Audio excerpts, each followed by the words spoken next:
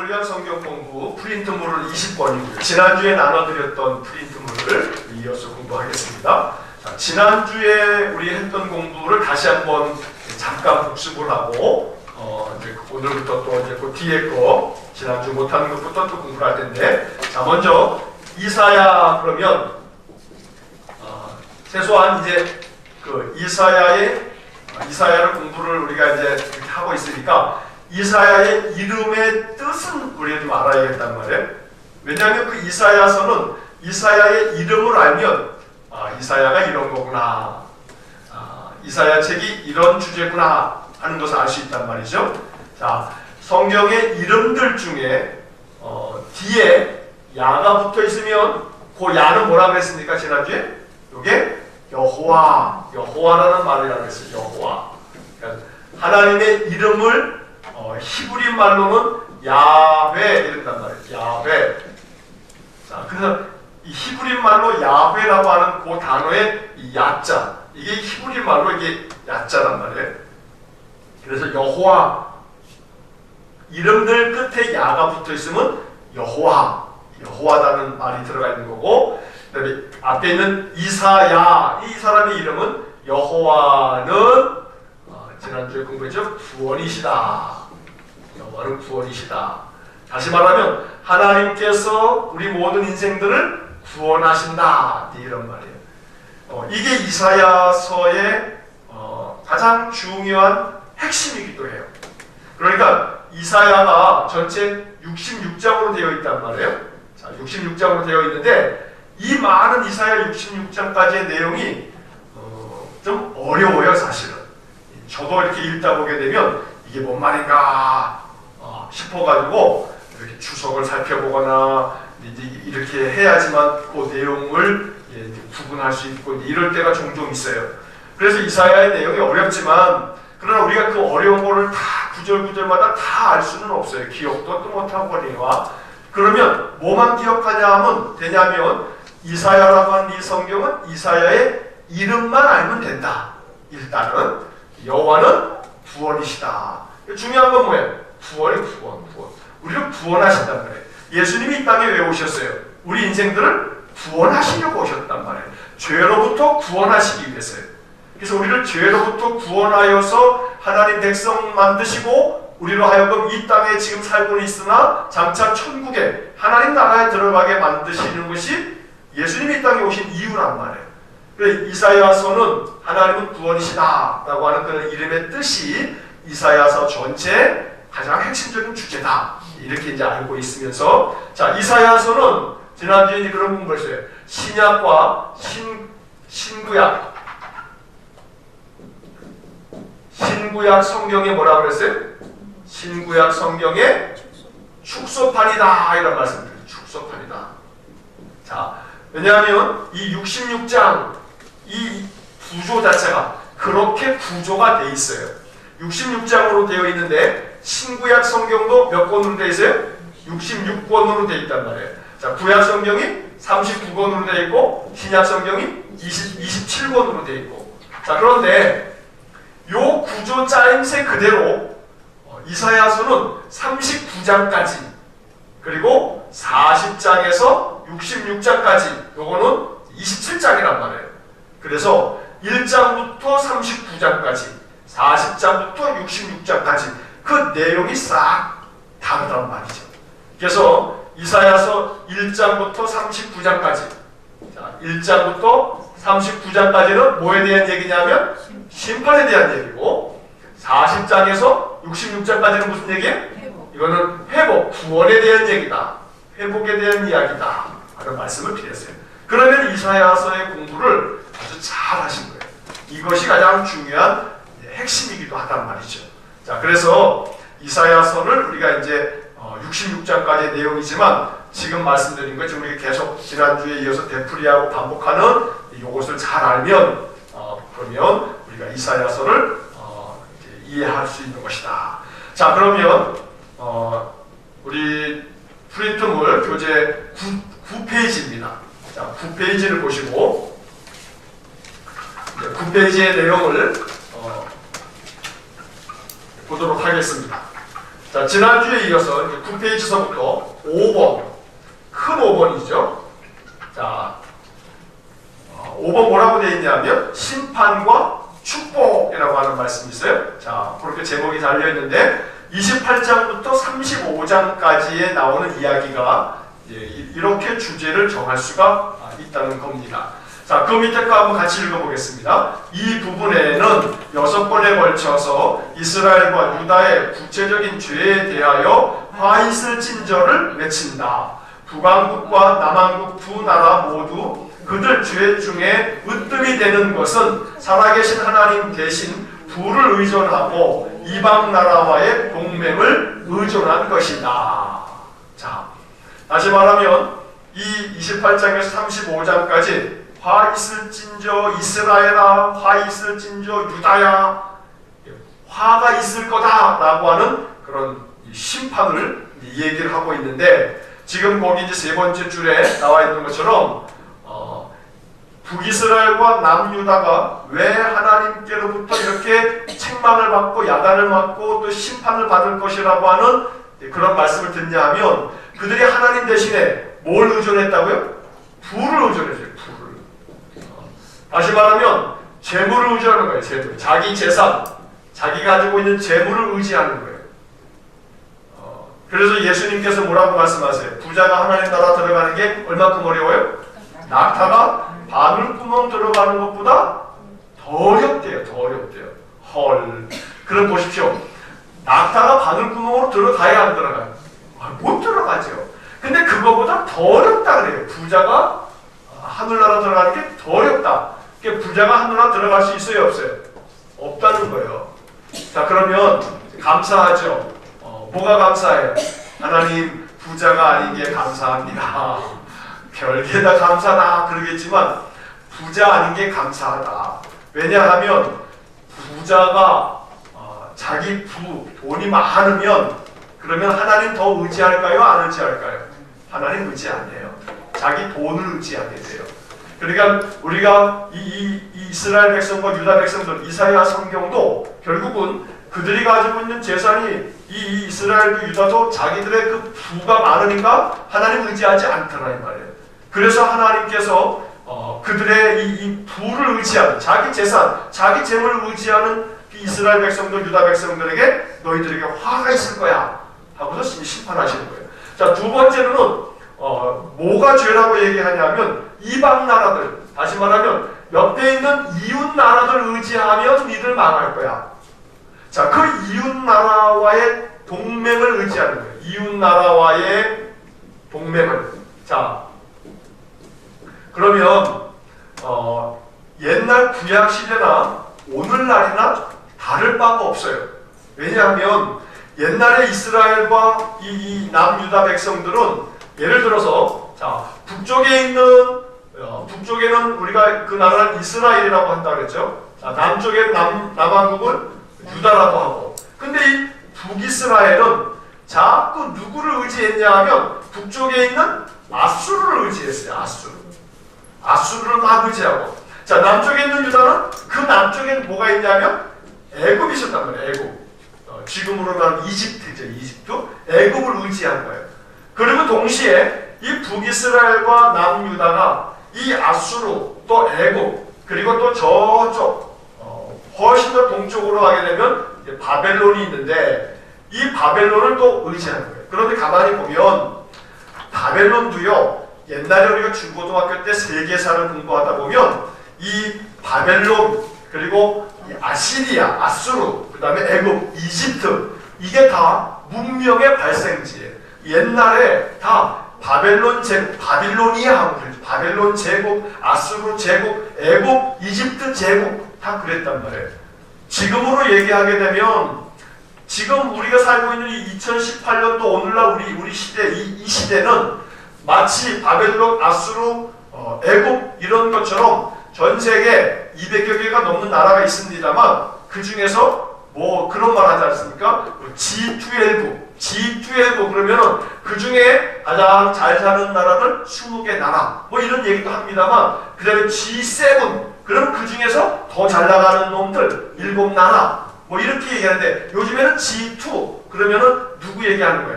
미국과 중국 얘기하는 거예요. 옛날에는 미국과 소련 그랬어요. 소련이 공산주의가 무너지면서 미국과 러시아에 따라 러시아는 이제는 깨갱이에요. 러시아는 아무것도 아닌 거예요. 군사적으로 옛날에 이 미국과 소련이 막 이렇게 서로 냉전 시대가 있었습니다만 지금은 러시아는 게임도 안 되는 거고 미국과 중국 미국과 중국 사이에서 얘네들이 무역 전쟁을 벌이게 되면 중간에서 우리나라가 이거 이러지도 저러지도 이제 뭐 이러는 거죠. 근데 이 한반도 우리나라를 이렇게 보게 되면 우리가 통일을 하고 싶어도 우리 마음대로 통일할 수 있어요?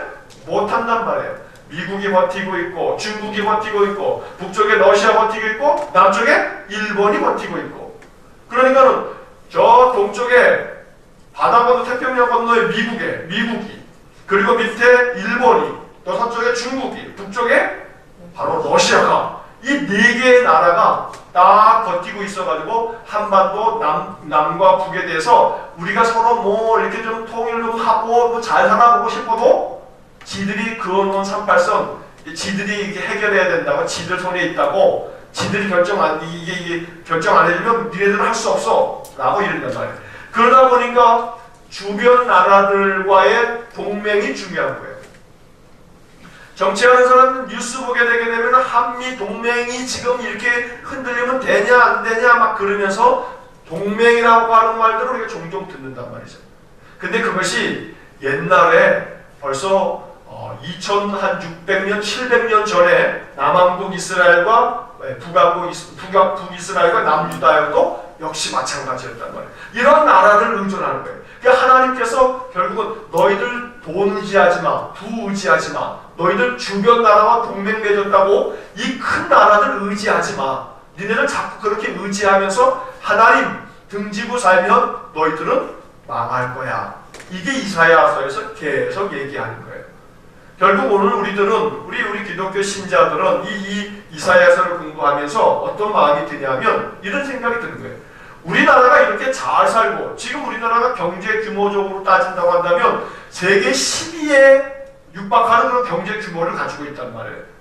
2만 달러, 이 GNP에 2만 달러가 훨씬 넘었고 그러면 경제 대국으로 이렇게 우리가 이만큼 살아가는 것 전쟁 이후에 이 폐허가 된 나라가 이렇게 100년도 되지 않아서 이만큼의 나라가 될 수 있었다라고 하는 것은 세계 모든 사람들, 세계 모든 역사를 얘기하는 사람들이 이거 다 기적이라고 하면서 우리가 그래서 한강의 기적이라고 말하지 않습니까?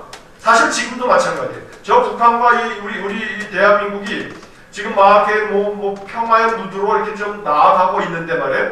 주변 나라들이 이게 원치 않는 거예요. 왜 원치 않느냐 하면 남과 북이 하나가 되게 되면 이게 어마어마한 나라가 되거든요. 왜냐하면 자꾸 지금 요번에 귤 보내는 것 가지고 또 뭐 정치권에서는 뭐 귤만 보냈겠냐, 거기다 뭐 돈 안 보냈겠냐, 뭐 계속 뭐 주면 되냐, 뭐 이제 이런 얘기를 하면서 뭐 딴지를 걸고 있지만 제가 전에도 한번 말씀드렸듯이 남과 북이 서로 경제적인 그런 협력과 이런 관계들 갖다가 평화 무드를 계속 이어간다면 그저 38선 그어진 채로 그냥 두더라도 요번에 뭐 GP에 있는 것들 다 이렇게 좀 걷어내고 또 이 38선에 그어져 있는 것들 좀 지뢰 같은 거 다 좀 걷어내고 서로 비방하지 아니하고 상호 좀 이렇게 왕래도 자주 하고 이사가족도 서신도 좀 서로 보내고 서로 좀 이렇게 왕래할 수 있으면서 그러면서 경제 교류하고 그러면 북쪽에 있는 지하 자원이라든가 이런 것들이 어마어마하다는 거죠. 우리는 자본이 있고 기술이 있고 말이에요. 그러면 굉장히 우리나라가 이게 인구만 하더라도요. 지금 우리가 5천만, 북쪽에서만 2,500, 3,000, 그러면 합하게 되면 거의 8천만이 된다는 거예요. 8천만이 되게 되면 일본이 1억이 좀 넘는데 8천만이 되게 되면 이 8천만이 소비하는 그 소비만 하더라도 내수 시장이 어마어마하게 된다는 거죠. 그러니까 그런 것들을 감안했을 때 이 대한민국, 이 한반도가 그렇게 평화가 정착이 되어지고 그리고 여러 가지 경제적인 교류가 생겨져서 이 힘을 발휘하게 되면 얘네들이 주변 나라들이 이게 위협을 받거든요. 그러니까 이게 어떻게든지 간에 정치적인 이유를 갖다 들대면서 먼저 이제 이러는 거예요. 그러면 우리나라가 이 이사야서 이사야서를 공부하면서 우리들의 마음은 이웃 나라와의 동맹 이거 의존하지 마. 이거 사실은 다들 지들 나라에 뭐가 다 이익이 있으니까 니네 그러는 것이지 니네를 그렇게 뭐 대단하게 니들을 사랑하고 아끼고 도와주는 게 아니야. 그런 것이죠. 국제사회라고 하는 것은 내모만 거죠. 그러니까 어떤 이웃과 이웃 나라와의 동맹도 의존하지 마. 너희들이 가지고 있는 재산도 의지하지 말고 오직 누구만 의지하라고요? 하나님만 의지해. 이게 이사야가 계속 이야기하고 있는 그런 내용들입니다. 자, 이제 1번부터 가로 1번 한번 같이 읽어보겠습니다. 가로 1번. 이사야는 에브라임과 유다의 이 말 재앙을 외친다. 여기서 에브라임에다가 이렇게 밑줄을 걸어보시고요. 그 에브라임 그 밑줄을 걸은 다음 밑에다가 북이스라엘 이렇게 써놓으세요. 북이스라엘. 그러니까 선지서에서 성경에서 에브라임이라고 하는 단어가 나오면 그러면 이것은 북이스라엘을 이야기하는 거다. 왜냐하면 이 에브라임은 요셉의 두 아들이 있었는데 므낫세하고 에브라임이 있었어요. 자, 그래서 이 다 둘 다 얘네들이 요셉 꿈 잘 꾸는 애굽의 총리가 됐던 요셉의 두 아들이거든요. 그런데 야곱이 그 요셉의 아버지 야곱이 자기 그 12아들들 중에서 요셉을 축복하면서 므낫세와 에브라임, 야 요셉아 니네 두 아들, 그게 손자들이죠. 야곱에게 손자들이에요. 너희 이 손자들은 내 아들로 받아들일 거야 하면서 창세기에서 축복을 그렇게 하거든요. 그래서 이스라엘의 그 12아들들 12지파 중에서 자 12지파 12지파 중에서 이 12지파가 이렇게 쭉 루벤부터 해가지고 베냐민 맨 마지막 요셉의 막내 동생이었던 이 베냐민까지 12지파가 있는데 그 중에 셋째 아들이 레위. 루벤, 시므온, 레위, 유다. 요게 이제 야곱의 첫째 부인이 낳은 아들들이거든요. 근데 이 레위는 제사장이란 말이에요. 제사장 지파예요. 그래서 이 레위는 제사장 지파이기 때문에 12지파에서 요 레위는 빠져요. 제사장 지파는 지파에 속하지 않는 거예요. 12지파에 속하지 않아요. 그러니까 이게 빠지니까 그럼 몇 개가 되겠어요? 11개가 되죠. 11개가 되는데 여기 이제 요셉이 있었단 말이에요. 요셉이 있었는데 요셉 대신에 누가 들어간 거냐면 므낫세하고 에브라임이 들어간 거예요. 므낫세하고 에브라임이. 근데 이렇게 들어갔는데 솔로몬 이후에 남북으로 나라가 나뉘어지면서 요 유다 지파하고 베냐민 지파는 남쪽에 있었거든요. 그래서 유다 지파하고 베냐민 지파는 남왕국이 된 거고 나머지 이 지파들은 다 10개 지파는 북쪽에 위치하고 있었기 때문에 북왕국이 된 거예요. 자, 근데 그 북왕국 중에서 이 에브라임이 북왕국에 있는 10지파들 중에서 그래도 인구도 많았고요. 땅도 컸고요. 그래서 에브라임이 중심이 됐어요. 남쪽에서는 유다하고 베냐민 지파, 2개 지파가 남왕국이 됐는데 베냐민은 별로 인구가 많지 않아가지고 이게 힘을 발휘하지 못하다가 결국 유다가 남쪽의 나라는 남유다 이렇게 부르는 거고 북쪽은 북이스라엘이라고 말하지만 그러나 에브라임 지파가 이 에브라임이 가장 큰 힘을 발휘하고 있었기 때문에 에브라임이라고 보통 말해요. 그래서 성경에서 에브라임과 유다 이런 얘기가 나오면 에브라임은 북이스라엘 나라를 이야기하는 거구나 이렇게 이해를 하시면 되겠습니다. 왜냐하면 지금 이런 설명을 드리는 이유가 뭐냐면 선지서를 쭉 읽다 보게 되면 이 에브라임이라고 하는 말이 계속 나오게 될 거기 때문에 이 에브라임이 그런 뜻이 있구나 그런 의미구나 하고 알고 계시면 되겠습니다. 자 2번을 보시게 되면 이사야는 아리엘 예루살렘의 이 말 재앙을 예언한다. 아리엘이라고 하는 이 말은 예루살렘 성을 일컫는 별명이었어요. 그래서 아리엘이라고 하는 그런 표현이 나오기도 하고 자 거기에 29장 13절 그 성경 구절 써있는 거 한번 같이 읽어보겠습니다. 주께서 이르시되 이 백성이 입으로는 나를 가까이하며 입술로는 나를 공경하나 그들의 마음은 내게서 멀리 떠난다니 그들이 나를 경외함은 사람의 계명으로 가르침을 받았을 뿐이다. 자, 입으로는 나를 가까이 하지만 또 입술로는 나를 공경하지만 그들의 마음은 어떻다고요? 나에게서 멀리 떠났다. 지금 누가 그렇다는 거냐면 예루살렘 주민들이 그렇다는 거예요. 북이스라엘과 남유다가 그렇다는 거예요. 입으로는 그냥 하나님 뭐 사랑해요, 하나님 뭐 감사해요, 입으로는 막 말하지만 마음은 정작 하나님께서 떠나가지고 그저 이 세상의 재물과 이 세상의 여러 가지 놀거리와 즐거움과 그런 것에만 그저 마음이 가는 그런 것과 비슷한 것이죠. 자, 3번을 같이 읽겠습니다. 이사야는 애국과의 동맹을 맺은 패역한 백성에 대한 재앙을 선포한다. 거기 30장 1절 같이 한번 읽겠습니다. 여호와께서 이르시되 패역한 자식들은 화 있을진저 그들이 개교를 베푸나 나로 말미암지 아니하며 맹약을 맺으나 나의 영으로 말미암지 아니하고 죄에 죄를 더하도다. 자, 결국 이 남유다가 그 남쪽에 있는 애굽과 동맹을 맺으면서 그들이 하나님을 등져버리고 있기 때문에 그들이 아무리 주변 나라들과 맹세하고 뭐 그래도 결국은 죄에다가 죄를 더할 뿐이다. 너희들은 결국은 하나님께로부터 화를 당할 거다. 이런 이야기가 31장에 써 있는 겁니다. 자, 그 뒷페이지 10페이지입니다. 4번 같이 읽겠습니다. 이사야는 장차 이말 메시아 왕국의 공의의 통치와 미래의 심판과 축복을 외친다. 자, 이사야 32장 16절과 17절 거기 적혀 있는데 한번 읽겠습니다. 그때에 정의가 광야에 거하며 공의가 아름다운 밭에 거하리니 공의의 열매는 화평이요 공의의 결과는 영원한 평안과 안정이라. 자, 이 구절에서 무슨 단어가 나오냐면 정이라고 하는 말하고 공이라고 하는 말이 나와요. 자, 이 두 가지가 뭐 어떻게 차이가 있느냐, 우리가 뭐 이 차이를 굳이 뭐 정확하게 이건 이렇게 차 이거 봐요, 뭐 어떤 이런 문제가 있고 이것도 이런 의미다 라고 해서 구분하는 것이 그다음 그렇게 중요한 것은 아니에요.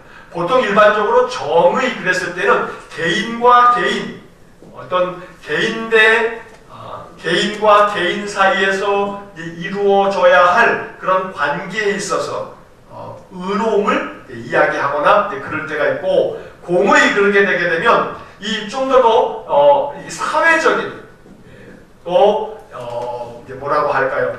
좀 더 큰 의미에서 공동체 안에서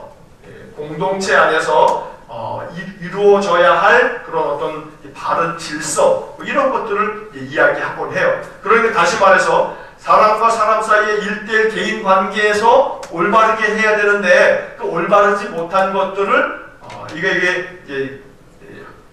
그것을 정의롭지 못하다, 공의롭지 못하다라고 하는 것은 사회적으로 이 사회적인 시스템, 다시 말하면 사회적인 부조리, 이런 것들에 대한 올바르지 못함, 뭐 이런 것들을 표현하기도 하는데, 대체적으로 정의나 공의나 다 이제 큰 의미에서는 그렇게 크게 서로 구분할 수 없는 그런 개념들이긴 해요. 중요한 것은 뭐냐면 하나님께서 각 사람에게뿐만 아니라 국가적으로 사회적으로 하나님은 이 세상이 뭐가 되기를 원하시냐면 의로워지기를 원한다는 거예요. 바르게 되어지기를 원하신다는 거예요. 이것이 바로 장차 메시아의 나라는 하나님의 정의와 공의가 베풀어지는 그런 의로운 나라가 된다라고 하는 이야기를 하고 있고요. 자, 5번 같이 읽겠습니다. 이사야는 예루살렘의 약탈자 아수르에게 임할 화를 외친다. 6번 이사야는 열방에게 임할 화를 외친다. 7번 이사야는 장차 임할 메시아 왕국에 대한 예언을 한다. 자, 아수르에게 임할 화, 너 북쪽에 있는 아수르 니들도 망할 거야. 그리고 열방의 임할 화, 주변 나라들 암몬, 또 모압, 또 에돔, 그리고 또 그 밑에 뭐 애굽을 포함해서 이런 나라들도 또 화를 당할 거다, 이런 얘기를 하시면서 장차는 메시아의 왕국이 세워질 것이다, 이런 말씀을 하고 계시는데, 자, 35장 9절과 10절 한번 같이 읽겠습니다. 거기에는 사자가 없고 사나운 짐승이 그리로 올라가지 아니하므로 그것을 만나지 못하겠고 오직 구속함을 받은 자만 그리로 행할 것이며 여호와의 속량함을 받은 자들이 돌아오되 노래하며 시온에 이르러 그들의 머리 위에 영영한 희락을 띠고 기쁨과 즐거움을 얻으리니 슬픔과 탄식이 사라지리로다. 이게 언제 이렇게 된다는 거냐면 메시아 왕국이 성취될 때, 다시 말하면 메시아 왕국이라고 하는 말은 하나님의 나라가 이루어지면 이렇게 된다는 거예요. 자,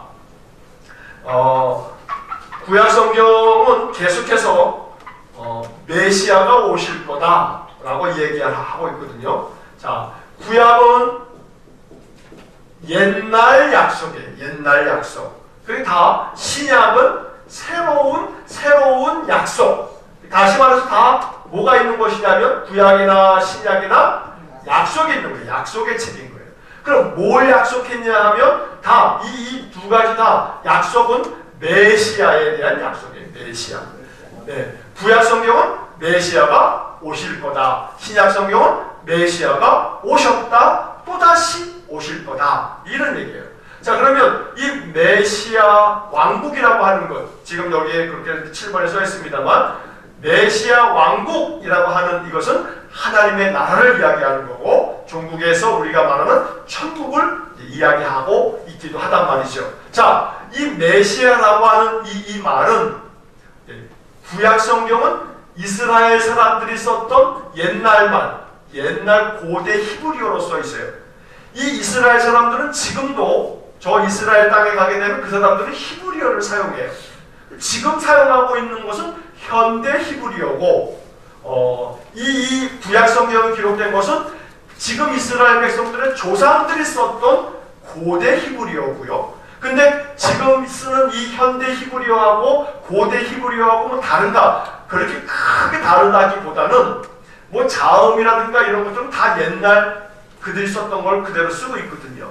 자, 히브리 말로 메시아고, 이것이 나중에 헬라 사람들이 이 이스라엘 비롯해서 전 세계를 다스리면서 이 헬라 사람들이 자기 언어로 이 성경을 많이 번역을 했거든요. 그래서 이 예수님 당시에는 다 어떤 언어를 썼냐 하면 헬라어를 썼어요. 예수님 당시에. 자, 그 헬라어를 썼는데 그 헬라어로 메시아라고 하는 이 말을 헬라어로 바꾸게 되면, 헬라어로 얘기하면 그게 뭐냐면 그리스도예요. 그리스도. 그러니까 메시아는 히브리 말이고 이 메시아를 헬라어로 바꾸면 뭐가 된다고요? 그리스도가 됩니다. 그리스도. 그러니까 예수 그리스도 이렇게 말하는데 이 그리스도라고 하는 말은 이 히브리 말로는 메시아나 그리스도나 이게 같은 말이에요. 그러니까 우리가 뭐 이 연말 되게 되면 음악회 핸델의 메시아 이러는데 그 메시아라고 하는 말은 그리스도라고 하는 그런 말이다. 자, 그러면 다시 말하면 지금 이 7번에서 왜 이런 설명을 드리냐면 메시아 왕국이라고 했을 때 다시 말하면 이 메시아가 그리스도니까 누구의 왕국이에요? 그리스도 왕국, 이런 말이에요. 그러면 이게 무슨 얘기냐면 그리스도께서, 예수님께서 다스리는 나라, 이게 메시아 왕국이고, 그 나라는 지금 우리가 읽었던 9절과 10절을 보게 되면 기쁨과 즐거움을 얻을 것이고 슬픔과 탄식이 사라질 거다, 이렇게 얘기해요. 이게 나중에 이제 우리가 요한계시록을 이제 나중에 공부하게 되면 요한계시록 21장, 22장에 가가지고 그곳에는 새하늘과 새 땅을 사도 요한이 보았는데 거기에는 애통하는 것이나 곡하는 것이나 아픈 것이나 눈물이 없을 거다, 이런 얘기를 하고 있죠. 자, 이런 말씀들이 바로 하나님 나라가 이루어졌을 때 그것은 기쁨과 즐거움만이 있는 그런 나라가 된다.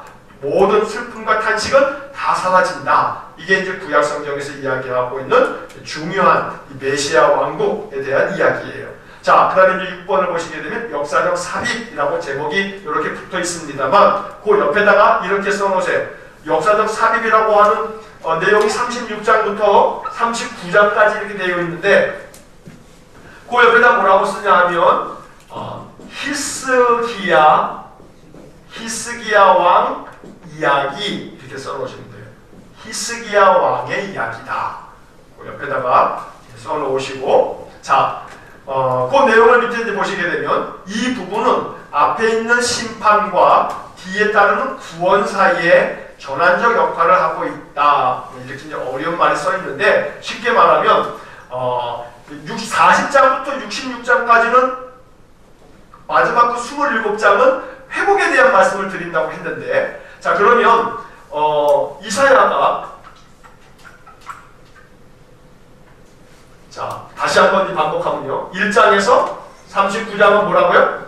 심판이란 말이에요. 심판. 자, 그 다음에 40장에서 66장까지는 회복이에요. 회복이고, 또 다시 말하면 구원이다.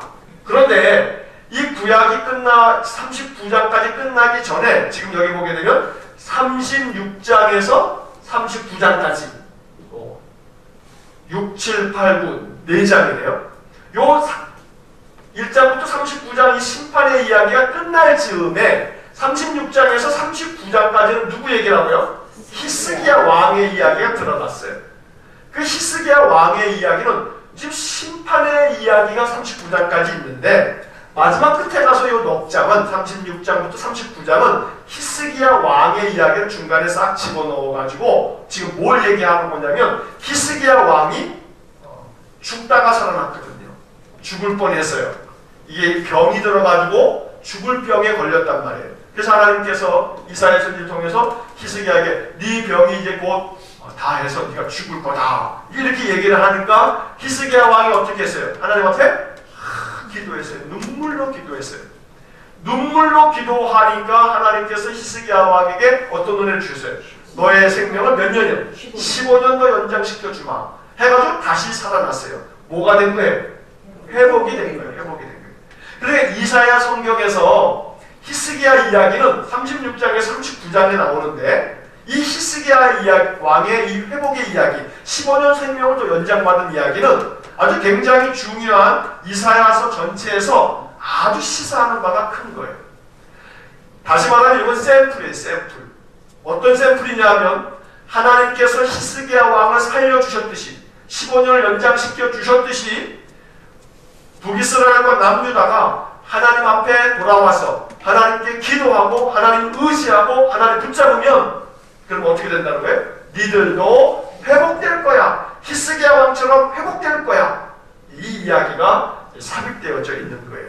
그러니까 이방 나라들에 대한 남한국 또 북이스라엘에 대한 심판의 이야기가 쫙 진행되다가 뜬금없이 히스기야 왕이 이야기가 나온단 말이에요. 그래서 히스기야 왕의 이야기를 중간에 딱 집어넣음으로써 이사야서 전체에서 히스기야가 하나의 샘플이다. 샘플.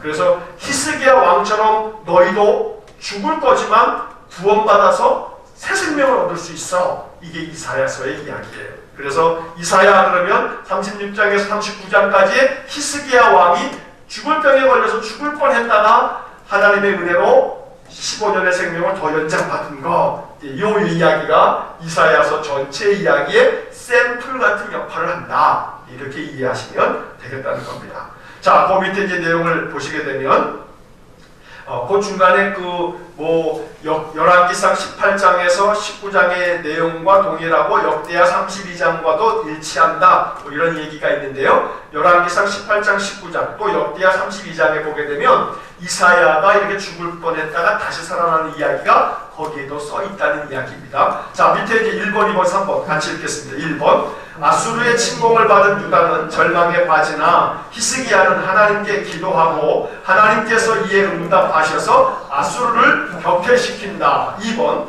히스기야는 병들었으나 간절히 기도하여 15년간 생명을 연장받는다. 히스기야는 39세, 39세 때 병이 들어 15년의 수명을 연장받아서 54세까지 산다.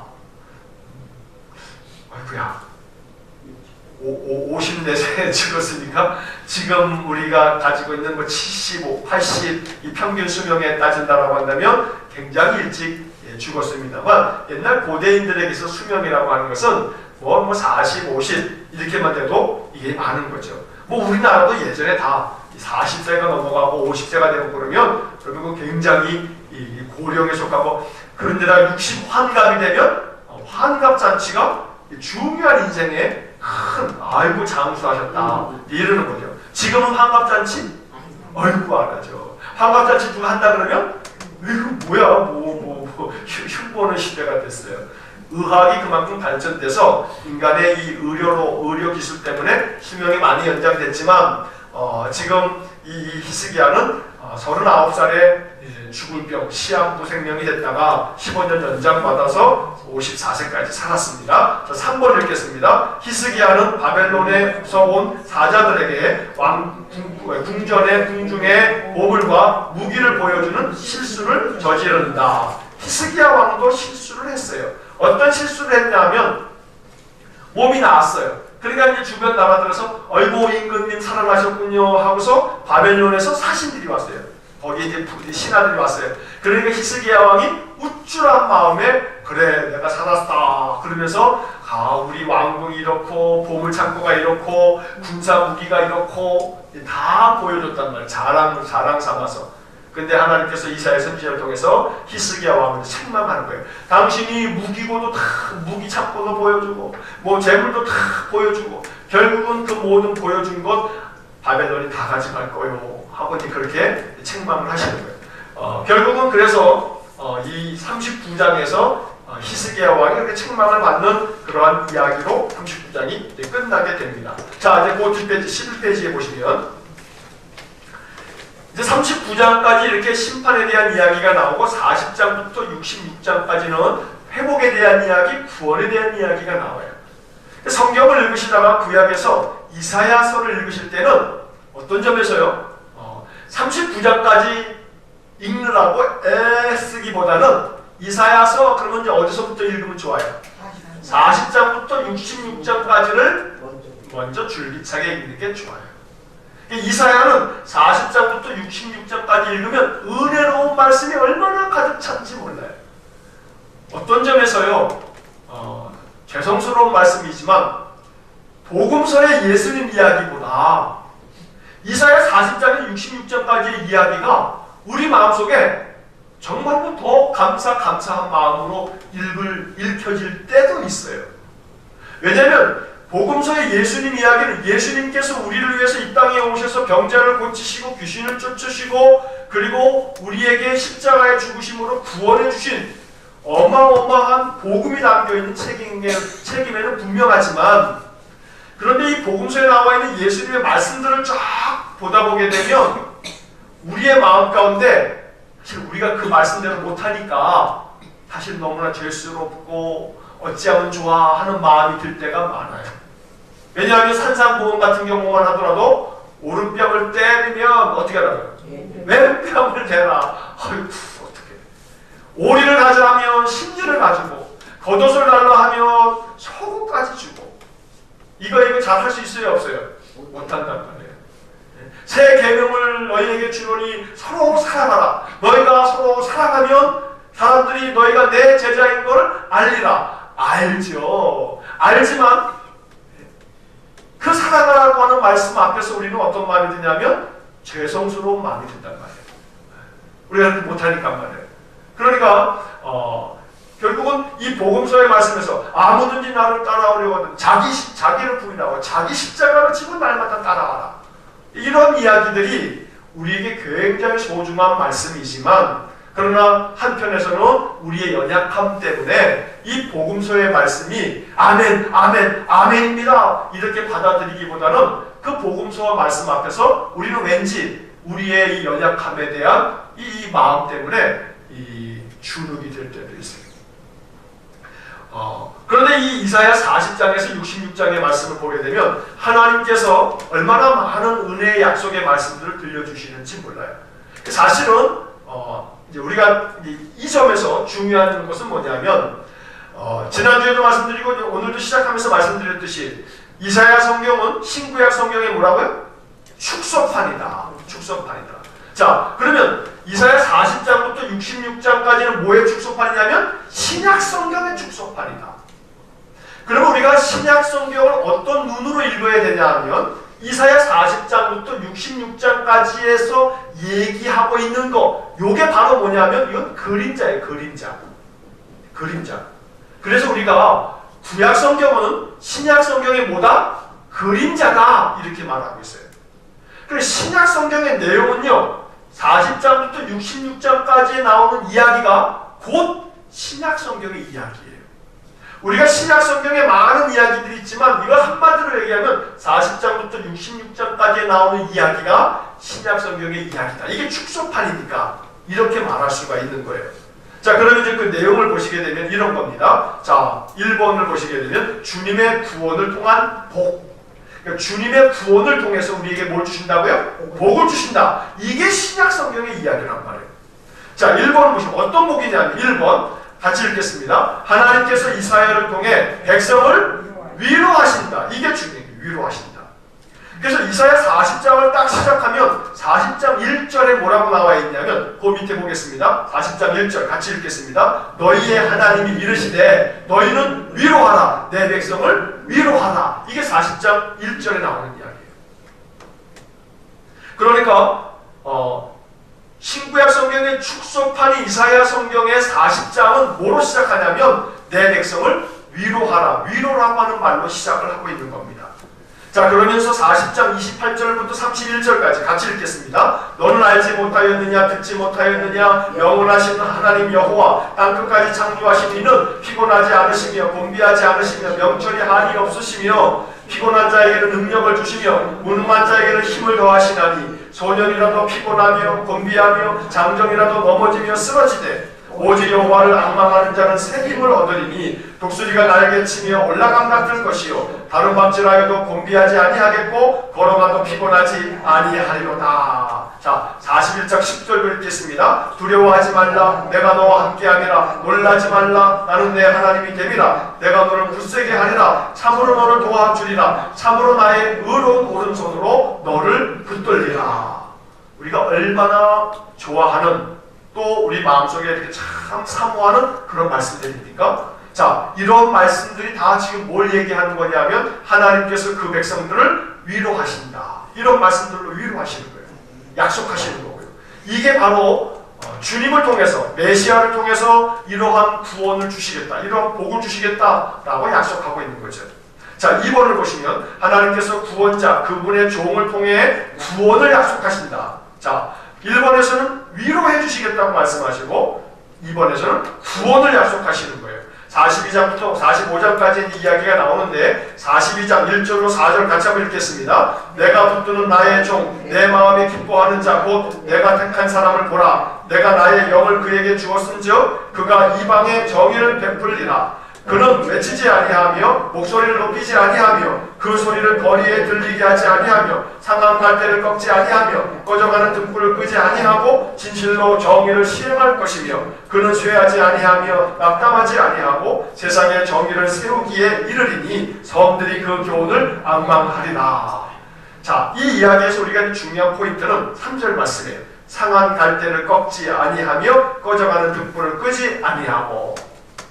다시 말하면 메시아 주님은 상한 갈대를 꺾지 않고요 꺼져가는 등불도 끄지 않아요. 이 상한 갈대 꺼져가는 등불이라고 하는 게 이게 뭐냐면 남유다 백성들이요 북이스라엘 백성이고 더 나아가서는 오늘 연약한 우리들을 얘기하는 거예요.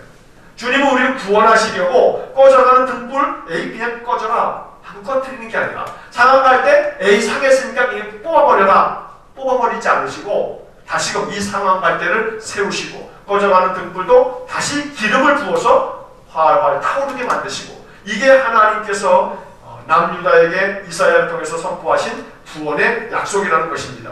자, 그 밑에 43장 1절로 3절인데 밑에 거 읽겠습니다. 야곱아 너를 창조하신 여호와께서 지금 말씀하시느니라. 이스라엘아 너를 지으신 이가 말씀하시느니라. 너는 두려워하지 말라. 내가 너를 구속하였고 내가 너를 지명하여 불렀다니 너는 내 것이라. 내가 물 가운데로 지날 때에 내가 너와 함께할 것이라. 강을 건널 때에 물이 너를 침몰하지 못할 것이며 내가 불 가운데로 지날 때 타지도 아니할 것이요 불꽃이 너를 사르지도 못하리니 대저 나는 여호와 내 하나님이요.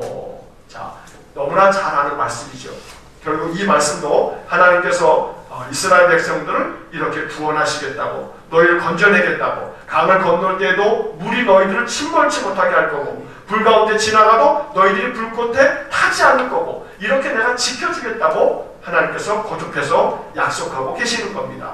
자, 반면에 3번 같이 읽겠습니다. 하나님께서 이사야에게 바벨론의 우상과 바벨론의 멸망을 보여주신다. 4번 이사야는 하나님의 은혜의 영광을 찬양하기 위해 그분의 통치 방법을 드러낸다. 결국은 하나님 주변의 나라들은 망하게 만드실 거지만 그러나 이스라엘 백성들이 하나님을 의지하고 돌아오면 그들에게 구원을 베푸시고 그들을 위로하시고 그들을 축복하시겠다고 말씀하는 것입니다. 자, 2번 고난받는 종의 대처과 회복 49장에서 57장까지의 이야기입니다. 1번 같이 읽겠습니다. 주님의 종은 이방의 빛으로서의 사명을 부여받는다. 본문 읽겠습니다. 6절 그가 이르시되 내가 나의 종이 되어 야곱의 집파들을 일으키며 이스라엘 중에 보존된 자를 돌아오게 할 것은 매우 쉬운 일이라. 내가 또 너를 이방의 빛으로 삼아 나의 구원을 베풀어서 땅끝까지 이르게 하리라. 여기에서 두 번째 줄에 너를 이방의 빛으로 삼아, 여기다 밑줄을 좀 걸으시면 좋겠어요.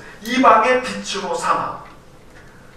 자, 이것은 하나님께서 메시아에게 내가 너를 이방의 빛으로 삼겠다 이렇게 말하고 있어요. 그래서 예수님께서 이 땅에 오셨을 때 유다 백성들만 구원하시는 게 아니고 이방 모든 세상 사람들을 빛 가운데로 인도하셔서 그들을 구원하실 거라고 하는 예언의 말씀이 바로 지금 이 구절의 이야기가 되는 것입니다. 자, 2번 같이 읽겠습니다. 이사야는 주님의 종을 고난받는 학자로 묘사한다. 4절 읽겠습니다. 주 여호와께서 학자들의 혀를 내게 주사 나로 곤고한 자를 말로 어떻게 도와줄 줄을 알게 하시고 아침마다 깨우치시되 나의 귀를 깨우치사 학자들 같이 알아듣게 하시도다. 우리 예수님께서 학자의 혀를 가지셔서 곤고한 사람들을 말로 어떻게 도와줄 줄을 아셔서 이 땅에 오셨을 때 주님은 말씀으로 많은 사람들에게 새 교훈을 가르쳐 주시고 구원의 말씀을 들려주신 겁니다. 자, 우리가 새벽에 요한복음을 이렇게 지금 읽고 있는데 예를 들어서 요한복음에서 현장에서 간음하다가 잡힌 여인이 붙잡혀 왔어요. 자, 사람들은 이야기해요. 간음하다 붙잡힌 여자입니다. 율법에 모세 율법대로 한다면 이 여자는 당장에 지금 돌로 쳐 죽여야 합니다. 주님 어떻게 하실까요? 어떻게 하면 되겠습니까? 뭐라고 말씀하시겠습니까? 와, 이건 정말 빼도 박도 못하는 상황이 되어버렸어요. 당연히 현장에서 간음하다 잡힌 여자니까 돌로 이 여자뿐만 아니라 그 간부 남자까지도 그냥 돌로 쳐 죽이는 거예요. 자, 그런 상황에서 오늘 이 본문의 이야기처럼 하나님께서 학자의 혀를 나에게 주셔서 곤고한 자를 어떻게 도와줄 줄을 알게 하셨다. 이게 메시아예요. 이게 메시아. 그 순간에 예수님께서 뭐라고 말씀하시냐면 죄 없는 자가 먼저 돌로 쳐라. 와. 그러니까 돌로 치지 말라 그래요? 치라 그래요. 모세 율법을 그대로 말씀하시는 거예요. 돌로 쳐라. 돌로 치는데 그 앞에 뭐라고 나오냐면 죄 없는 놈이 돌로 쳐라. 기가 막히게 기가 막히게. 이거 아주 지금 이 이사야 50장에 나오는 학자의 혀를 가지고 계신 거예요. 학자의 혀. 그래서 곤고함에 빠진 사람을 도와주시는 거예요. 예수님은 율법대로 사람들을 처단하시기 위해 온 게 아니고 율법의 말씀으로 사람을 구원하시기 위해서. 결국은 우리에게 이런 말씀을 볼 때 이게 메시아. 이 메시아가 오실 거다. 그러면 그 예수님이 우리 안에 거하시면, 주님의 말씀이 우리 안에 거하면 우리의 혀도 한번 따라해 보십시오. 하나님, 내 혀를 학자의 혀가 되게 해주세요. 학자의 혀가 되게. 여기서 말하는 학자라고 하는 것은 학교에서 가르치는 무슨 학자들을 얘기하는 게 아니에요. 학자, 배운 사람을 얘기해요. 배운 사람. 뭘 배운 사람? 하나님의 말씀을 배운 사람. 이게 학자예요. 학자. 하나님의 말씀을 배운 사람. 이게 학자란 말이에요. 그러니까 오늘 하나님 나에게 하나님의 말씀을 잘 배운 그런 학자의 혀를 주셔서 나로 하여금 어려움에 빠진 사람을 말로 도와줄 수 있게 해주십시오. 주님이 그렇게 하셨던 것이죠. 자, 3번 같이 읽겠습니다. 이사야는 하나님께 구원을 요청하고 하나님께서는 구원을 만방에 알리시기 위해 그들을 구원하실 것을 예언하신다. 7절 읽겠습니다. 좋은 소식을 전하며 평화를 공포하며 복된 좋은 소식을 가져오며 구원을 공포하며 시온을 향하여 이르기를 내 하나님이 통치하신다 하는 자의 산을 넘는 발이 어찌 그리 아름다운가. 세상 만방에 이 좋은 소식, 여기서 복된 좋은 소식을 가져오며 라고 되어 있어요. 복된 좋은 소식. 이게 뭐예요? 복음이에요. 복음. 이 복음을 가지고 와서 복음을 전하는 사람이 얼마나 아름다우냐. 오늘 우리는 복음을 전하는 사람이 될 수 있어야 돼요. 우리가 말하는 것은 항상 복된 좋은 소식이어야 된다는 것이지요. 자, 4번 같이 읽겠습니다. 이사야는 고난의 종에게 주어질 보상을 이야기합니다. 보라, 내 종이 형통하리니 밭으로 높이 들려서 지극히 존귀하게 되리라. 전에는 그의 모양이 타인보다 상하였고 그의 모습이 사람들보다 상하였으므로 많은 사람들이 그에 대하여 놀랄거리와 그가 나라들을 놀라게 할 것이며 왕들은 그로 말미암아 그들의 입을 봉하리니 이는 그들이 아직 그들에게 전파되지 아니한 것을 볼 것이요 아직 듣지 못한 것을 깨달을 것입니다. 자, 이 말이 조금 어려운데 한마디로 얘기하게 되면 메시아가 이 땅에 왔지만 보잘 것 없더라 이 말이에요. 참 사람들이 보기에 그의 모양이 타인보다 상하였고 그의 모습이 사람들보다 상하였으므로 예수님의 모습이라고 하는 것이 그런 내세울 것 없고 별 볼 일 없는 그런 모양으로 이 땅에 오셨다는 거예요. 하지만 왕들이 그로 말미암아 그들의 입을 봉하리니 아무리 왕이라 할지라도 주님 앞에서는 할 말을 잃어버릴 만큼 꼼짝 못하는 그런 형태가 되어버렸다. 이런 말을 하고 있는데 53장 4절부터 6절까지 읽겠습니다. 그는 실로 우리의 질고를 지고 우리의 슬픔을 당하였거늘 우리는 생각하기를 그는 징벌을 받아 하나님께 맞으며 고난을 당한다 하였노라. 그가 찔림은 우리의 허물 때문이요 그가 상함은 우리의 죄악 때문이라. 그가 징계를 받음으로 우리는 평안을 누리고 그가 채찍에 맞음으로 우리는 나음을 받았도다. 우리는 다 양 같아서 그릇 행하여 각기 제 길로 갔거늘 여호와께서는 우리 모두의 죄악을 그에게 담당시키셨도다. 자, 이 이사야 53장 4절 6절의 말씀은 메시아, 우리 예수님의 고난받는 십자가의 그 형벌을 예언해주고 있는 말씀이죠. 그 중에 5절의 말씀, 그가 찔림은 우리의 허물 때문이요 그가 상함은 우리의 죄악 때문이라. 그가 징계를 받음으로 우리는 평화를 누리고 그가 채찍에 맞음으로 우리는 나음을 받았도다. 이게 복음서의 핵심 구절이에요. 복음서의 핵심 구절.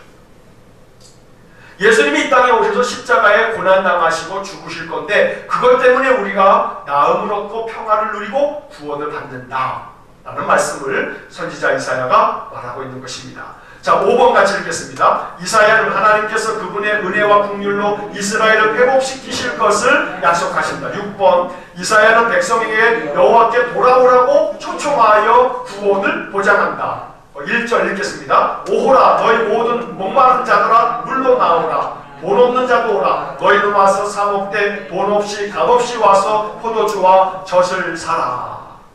다 오라는 거예요. 다 오라는 거예요. 자, 이사야 55장 8절부터 11절까지 읽겠습니다. 이는 내 생각이 너희의 생각과 다름이요 내 길은 너희의 길과 다름이니라. 여호와의 말씀이니라. 이는 하늘이 땅보다 높음 같이 내 길은 너희의 길보다 높으며 내 생각은 너희의 생각보다 높음이니라. 이는 비와 눈이 하늘로부터 내려서 그리로 되돌아가지 아니하고 땅을 적셔서 소출이 나게 하며 싹이 나게 하여 파종하는 자에게는 종자를 주며 먹는 자에게는 양식을 줌과 같이 내 입에서 나가는 말도 이와 같이 헛되이 내게로 되돌아오지 아니하고 나의 기뻐하는 뜻을 이루며 내가 보낸 일의 형통함이니라. 자, 이러한 구절들이 이사야서가 이야기하고 있는 이사야가 얘기하는 중요한 그런 메시지가 담겨있는 말씀들인데 한마디로 얘기하면 이스라엘 백성들아 돌아와라. 돌아와라. 내 뜻은 너희들의 뜻과 달라서 내가 너희들을 이렇게 고난 가운데 많은 주변 나라들 때문에 박해도 당하고 고통당하게 했지만 내 뜻은 너희들에게 재앙이 아니고 구원이다. 이렇게 말하고 계시는 거예요.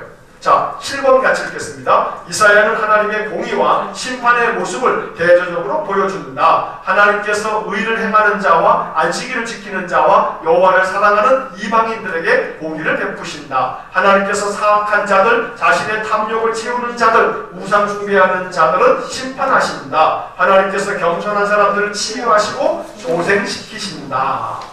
다시 말하면 의를 행하는 사람, 겸손한 사람은 하나님이 치유하시고 구원하시고, 반대로 사악한 자, 탐욕을 채우는 자, 우상 숭배하는 자들은 하나님이 심판하시고. 자, 그 뒷페이지입니다.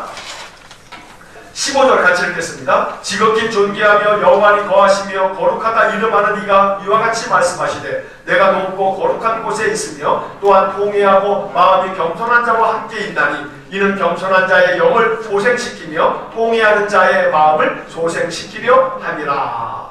여기에 보면 통회하고 마음이 겸손한 자와 함께 있나니, 마음이 겸손한 자와 함께 있나니. 예수님께서 복음서를 보게 되면 제자들이 계속 싸울 때마다 뭐라 그래요?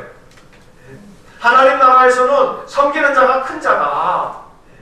너희들이 으뜸이 되고자 하면 뭐가 되라고요? 섬기는 자가 되어야 된다. 하면서 계속해서 먼저 된 자가 나중 되고 나중 된 자가 먼저 된다 하는 이야기를 계속 들려주시는 이유는 바로 이사야서 57장에 나오는 내가 마음이 겸손한 자와 함께 있다, 이런 이야기들을 반영하고 있는 말씀들입니다. 자, 마지막으로 3번 58장에서 66장까지 주님의 미래의 계획에 대한 이야기들을 한번 정리합니다. 1번 같이 읽겠습니다. 이사야는 백성의 형식적이고 종교적인 삶을 사는 죄와 모든 악을 버리고 이웃에 대한 책임감을 가지며 공의로운 삶을 살라고 외친다. 자, 다시 말하면 형식적이고 종교적인 삶, 이건 죄다 이 말이에요. 형식적으로만 이런 건 죄고, 오히려 악을 버리면서 이웃에 대한 책임감을 가지고 사는 것. 다시 말하면 우리 주변에 이웃들이 있으면 그 이웃들을 살피고 돌아보는 그러한 책임감 있는 그러한 신자가 하나님의 거룩한 공의로운 삶을 사는 사람들이다, 이렇게 말하고 있어요.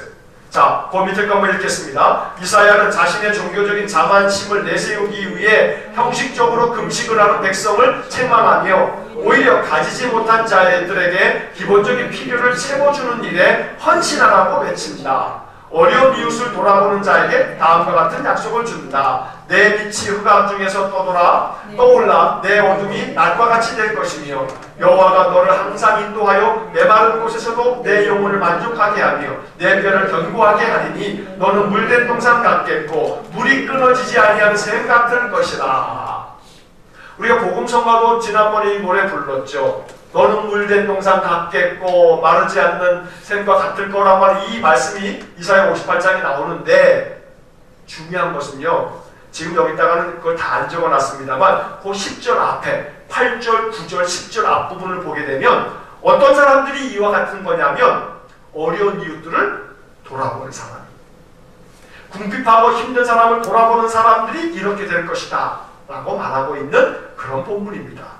자, 2번 같이 읽겠습니다. 이사야는 예루살렘의 영광을 드러내며 기름 부음을 입은 자의 변화의 사역을 예언한다. 일어나 빛을 발하라. 이는 내 빛이 이르렀고 여호와의 영광이 내 위에 임하였음이니라. 3번 이사야는 기름 부음을 입은 자의 헌신과 주님의 맹세를 드러낸다. 4번 이사야는 진노하는 승리의 전사와 하나님의 은총과 하나님께 대한 백성의 기도를 기록한다. 7절입니다. 내가 여호와께서 우리에게 베푸신 모든 자비와 그의 찬송을 말하며 그의 사랑을 따라 그의 많은 자비를 따라 이스라엘 집에 베푸신 큰 은총을 말하리라. 8절입니다. 그러나 여호와여 이제 주는 우리 아버지시니이다. 우리는 진흙이여 주는 포기장이시니 우리는 다 주의 손으로 지으신 것이니이다. 여호와여 너무 분노하지 마시오며 죄악을 영원히 기억하지 마시옵소서. 구하오니 보시옵소서, 보시옵소서. 우리는 다 주의 백성이니이다.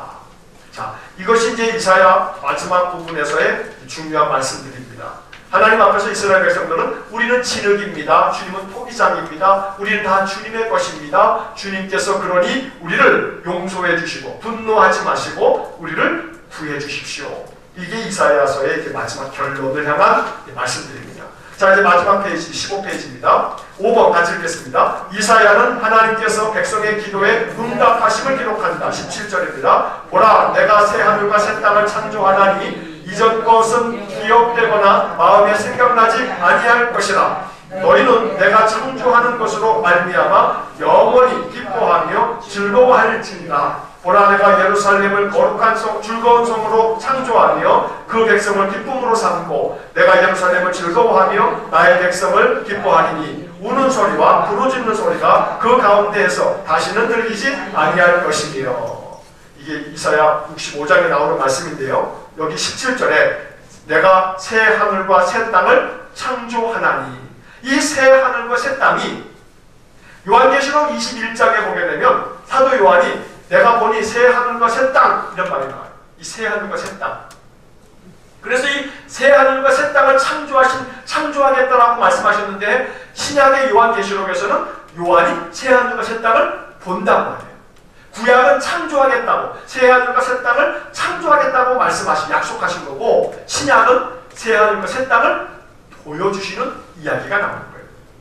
자, 요즘에 신천지가 하나님의 교회, 신천지, 이 두 개가 아주 지금 그냥 이단 중에서 극성, 아주 상극성이에요. 옛날에는 여호와의 증인, 통일교, 요 두 개가, 그 다음에 구원파, 그 다음에 이런 것들이 극성이었는데, 지금은 신천지하고 하나님의 교회가 아주 난리. 근데 그 하나님의 신천지에서 말하는, 걔네들이 왜 신천지라고 하냐면, 지금 이 구절, 새 하늘과 새 땅, 신천지, 이게 새로운 하늘과 땅, 신천지라고 하는 이것이 이 이사야 65장 17절이나 요한계시록 21장에 나오는 1절에 나오는 새 하늘과 새 땅, 그것을 자기들의 교회는 신천지다. 자기들 교회가 뭐라고요? 신천지 교회, 이게 뭐냐? 신천지라는 것은 자기들 교회가 천국이다 이 말이에요. 다시 말하면 자기들 교회에 들어와야지만, 신천지에 들어와야지만 천국 백성이다. 그렇지 않으면 다 지옥 간다 이 말이에요. 그러니까 자기들 신천지 교회에 와야지만 구원받는 거고 나머지는 다 지옥 간다. 이 말을 하는 게 신천지입니다. 마지막 6번을 보시면 이사야는 하나님께서 참 예배를 통하여 그분의 백성을 새롭게 하신다는 것을 기록한다. 여기서 참 예배를 통해 라는 말에다가 밑줄을 그으십시오. 이게 마지막 이제 66장의 마지막 이야기인데, 하나님이 그의 백성을 새롭게 하시는데 뭘 통해서요? 참 예배를 통해서. 자, 요한복음 4장에서 예수님께서 하나님께서 이런 사람들을 찾는데, 하나님께서 찾는 사람은 누구냐 하면 영과 진리로 예배하는 사람들을 찾나니, 이렇게 말한단 말이에요. 그래서 하나님은 참 예배를 드리는 사람들, 그러한 사람들을 새롭게 하신다. 이게 이사야 66장의 마지막 주제예요. 마지막 주제. 그래서 이 참 예배라고 하는 게 굉장히 중요한 거예요. 결국 이사야가 40장부터 66장까지가 이렇게 구원, 회복을 이야기하는 이 이야기의 마지막 66장은 우리가 참된 구원을 얻기 위해서 중요한 것은 뭐다? 참 예배다 라고 말하고 있습니다. 자, 이 참 예배에 대한 이야기가 선지서의 첫 번째 책이 이사야죠. 17권이 선지서라고 말씀을 드렸어요. 이사야서부터 시작해가지고 구약성경의 맨 마지막 말라기까지요. 그런데 여러분, 이 맨 마지막 이 66장의 참 예배를 통해서 하나님이 그 백성들을 새롭게 하신다라고 하는 말씀이 구약성경의 맨 마지막 책 말라기, 제가 전에도 말씀드렸고 지난주에 말씀드렸고 말라기 공부할 때 또 한 번 말씀드리겠습니다만, 말라기의 주제는 뭐냐면요, 참 예배, 참 예배. 참된 예배를 드려라, 이게 말라기의 주제예요. 말라기 그러면 지난주에도 말씀드린 것처럼 말라기 그러면 11조 내라고 하는 책, 이거는 삑 틀린 거예요. 틀린 거. 말라기의 주제는 참 예배를 드려, 참된 예배 드려라. 그러니까 선지서들 이사야부터 말라기까지 선지자들의 모든 이야기들의 핵심은 뭐냐면 참된 예배 드려라, 이거예요. 이거. 그러니까 마지막에 학계, 스가랴, 말라기, 이 이 세 권의 책에 학개 스가랴가 예루살렘 성전 재건하는 거, 바벨론에서 돌아온 사람들 성전 재건하자 이런 얘기를 하는 건데, 성전을 왜 재건해요? 성전을 왜 만들어요? 예배드리기 위해서, 예배드리기. 그러니까 이사야 66장의 마지막에 참 예배를 통해서 하나님이 그 백성들을 회복시킨다라고 하는 이 이야기는 구약 선지서들의 가장 중요한 포인트예요. 다시 말하면 결론적으로 얘기하면 회복하고 구원 얻으려면 어떻게 하라? 하나님께로 돌아와서 뭐하라? 참 예배자가 되라. 이게 이사야 선지서의 회복의 구원의 방법이에요. 구원의 방법. 자, 이것이 그렇게 하면 하나님께서 너희들을 구원하신다. 자, 맨 뒤에 나와 있는 뒷페이지는 여러분들이 지금 이렇게 말씀드렸던 것들의 정리이기 때문에 그것은 여러분들이 한번 다 이사야의 주제, 목적, 핵심 구절 읽어보시면 좋겠고요. 자, 그 다음에 마지막 장에 한 장 남아있는 걸 보면 지도가 나와 있을 거예요. 자, 그 지도는 여러분들이 보시면 그 17페이지에 나와 있는 지도에 맨 밑에 보게 되면 네모가 하나 써 있어요. 네모가 뭐라고 써 있는 네모가 있냐면 이사야, 에스겔, 다니엘, 요엘, 스바냐, 학개, 스가랴, 말라기는 예루살렘에서 태어났다. 요 네모에 위에 보면 줄이 쫙 연결돼가지고 줄 따라가면 동그라미가 있죠? 거기가 예루살렘이에요. 거기가 예루살렘이에요. 그 예루살렘 오른쪽에 보게 되면 사해가 있잖아요. 사해 옆에 조금 그 옆에 끄트머리 맨 위에 쪽에 옆에 보면 요게 예루살렘이에요.